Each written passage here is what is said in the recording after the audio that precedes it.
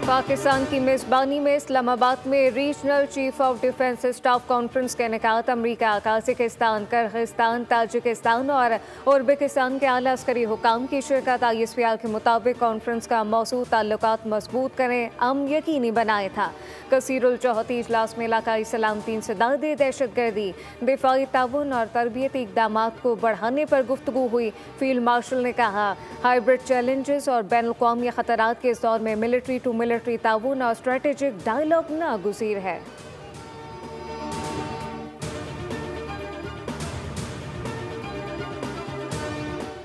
Motive M2 ब्लिक्सर interchange के करीब निजी कंपनी की बस को हादसा, 8 अफराद जाँ भाग, 26 जख्मी। बस रावलपिंडी से लाहौर जा रही थी।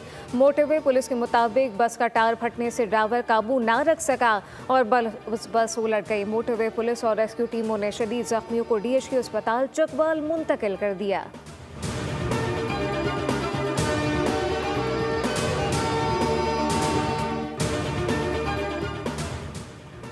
और अमरीकी रियासत कोलोराडो के डेनोर एयरपोर्ट पर जहाज़ के लैंडिंग गियर में आग लग गई। परवाज़ की रवानगी से पहले आग लगने का वाक़या पेश आया। तैयारे में सवार 173 मुसाफिरों को हंगामी तौर पर तैयारे से निकाला गया। तमाम मुसाफिर महफूज रहे।